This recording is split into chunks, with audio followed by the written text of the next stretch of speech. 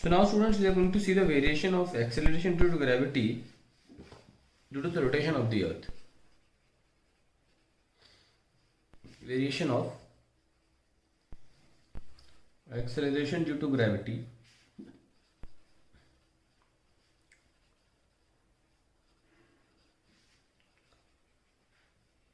due to rotation of the earth. Rotation से क्या फर्क पड़ सकता है?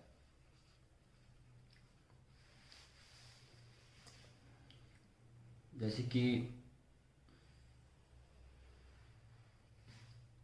the earth and this is the equator. मैं अब इक्वेटर ऐसे नहीं बनाऊंगा, ठीक है, थोड़ा इजी रखने के लिए मैं स्ट्रेट बना रहा हूँ. This is the equator line. I am more concerned with this side only. Line of equator. And this is the axis of rotation, AOR. Suppose आप एक particular angle पर हैं, say lambda, and this angle lambda is known as angle of latitude. ठीक है, यहाँ लिख लेते हैं लैटिट्यूड एंगल.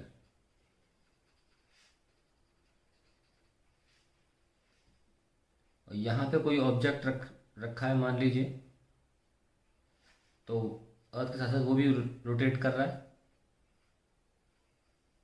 ऐसे टिंग टिंग टिंग टिंग टिंग. ये आपका रेडियस ऑफ द अर्थ है, ये लैटिट्यूड एंगल. ये भी लैम्डा हो जाएगा बट ऑल्टरनेट के हिसाब से, और ये इस तरह से this will become r cos lambda. ये आपका बन गया डायग्राम. अब हमें इस पे देखना है कि कैसे रोटेशन की वजह से जी पे असर पड़ जाता है. ग्रेविटी की वजह से कोई भी बॉडी जो है वो अर्थ के सेंटर की तरफ खींची चली जाती है. तो ग्रेविटेशनल फोर्स जो हम से पढ़ते आ रहे हैं वो एफ जी टूवर्ड सेंटर होगा. हर बार हम ऐसे लगाते हैं ना, पर अब हम अर्थ के बाहर से देख रहे हैं तो ये हमें रियलाइज़ होता है कि वो सेंटर की तरफ लग रहा है. ठीक है, और क्योंकि हम अर्थ के रिस्पेक्ट में देखना चाहते हैं कि क्या फोर्सेस लग रहे हैं. खैर, एक तो रिएक्शन फोर्स होगा ये वाला, या एन बोल दो इसे, एन बोलना ज़्यादा सही रहेगा ना. हाँ,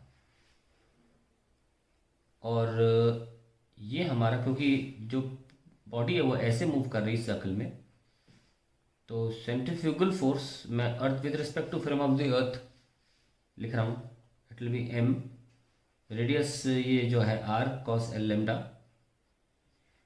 और omega square, where you can write omega as the rotational speed of the earth of earth. तो ये दो फोर्सेस मार्क करने थे, एक नॉर्मल रिएक्शन, एक आर, और ये आपका एम आर. ये रेडियस है इस वक्त इसकी सर्कुलर मोशन का. वेरी सिंपल, और कुछ ज़्यादा मार्क नहीं करना है. ठीक है. नाउ अगर ये अर्थ रोटेट ना कर रही होती, इफ नॉट रोटेटिंग, तो simply N equals to F g होता है ना. लेकिन अब रोटेट कर रही है, ये लैम्डा वर्टिकली अपोजिट से आ जाता है, तो एक कंपोनेंट होगा इस वाले सेंट्रीफ्यूगल फोर्स का जो एन की तरफ मार्क किया जाएगा, और that will come into play. ठीक है. सो इफ रोटेटिंग तो ओमेगा आ जाएगा और ये आ जाएगा, तो इसका कंपोनेंट उधर क्या होगा, m r cos lambda omega square plus N equals to F g, gravitational force. तो ऐसे बैलेंस होगा. और इफेक्टिव वेट, यानी कि इस रोटेशन की वजह से बॉडी का वेट थोड़ा कम हो जाएगा, F g minus m r cos lambda into omega square. Effective weight बोलते हैं इसको, this N is known as the effective weight, यानी कि रोटेशन की वजह से जो एक्चुअल वेट से थोड़ा अलग है। अक्सर इसको अपैरेंट वेट भी बोल सकते हैं आप, लेकिन इफेक्टिव वेट बोला जाता है। And let's call it m g dash, where g dash is the effective acceleration due to gravity. Effective acceleration due to gravity is equals to m g, जो कि सॉरी हाँ m, that is a gravitational force m g लगता है वो तो, minus m r cos lambda omega square. ठीक है, सबको पता है ग्रेविटेशनल फोर्स तो एम जी होगा। अब एम एम एम कैंसिल, तो जी इफेक्टिव आ गया, जो कि कम आया है एक्चुअल जी से। देख रहे हैं आप, कम आ रहा है रोटेशन की वजह से, यानी कि जी की वैल्यू कम हो जाती है, r cos lambda omega square. तो ये आपका आंसर आया। Let us further solve it. और कैसे सॉल्व कर सकते हैं, थोड़ा रिड्यूस कर सकते हैं।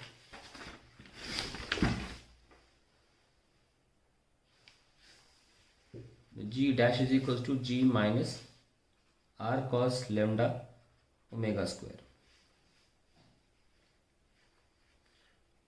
Now we can like take a common and r omega square by g cos lambda, and that becomes the expression.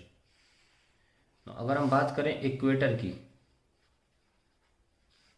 तो इक्वेटर पे लैम्डा ज़ीरो हो गया, तो जी डैश क्या होगा, G one minus R omega square by G into one, कोई cos zero one होता है।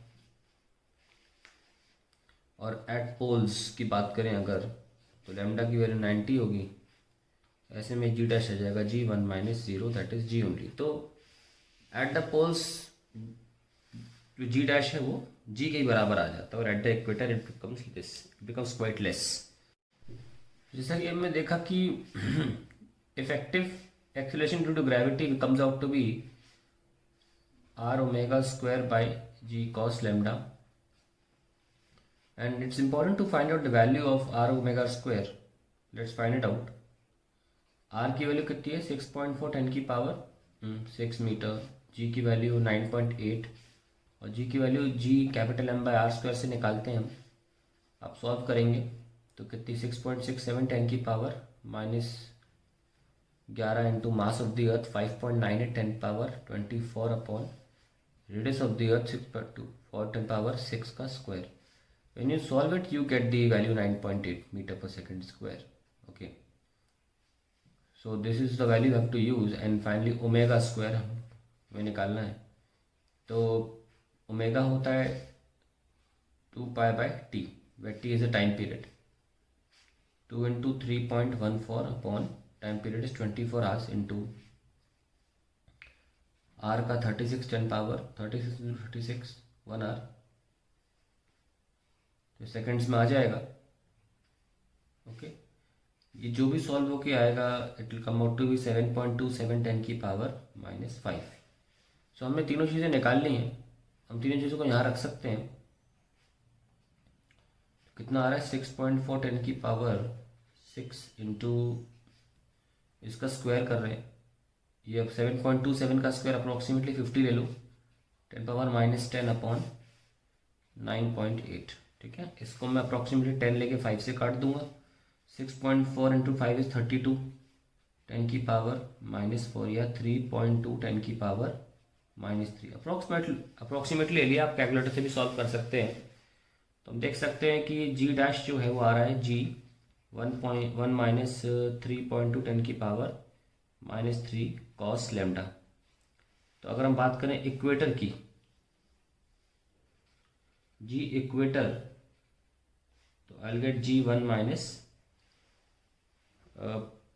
0.03 हाँ ठीक है, क्योंकि लेमडा ज़ीरो हो जाएगा तो कॉस लेमडा 1 हो जाएगा at equator. So I get, काफ़ी कम अंतर आ रहा है, जी माइनस 0.003 इंटू जी, यानी कि 9.8 माइनस कर लें अगर 9.003 कितना आएगा?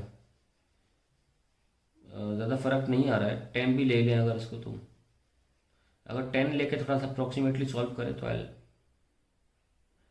Get a very fine difference. ठीक है ना, इसको ही छोड़ दें, आप चाहे तो मल्टीप्लाई कर सकते हैं 9.8 इंटू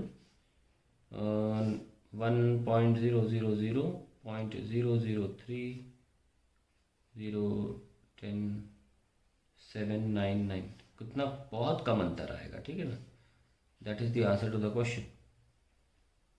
क्वेश्चन नहीं मतलब मैं आपको ऐसे सिंपल सॉल्व करके बता रहा हूँ कि that is the value for r omega square by g. It's a very small value, very small change it comes in the actual answer. जहाँ तक मुझे याद है it comes out to be 9.78 metre per second square, ऐसा मुझे ध्यान है। ठीक है।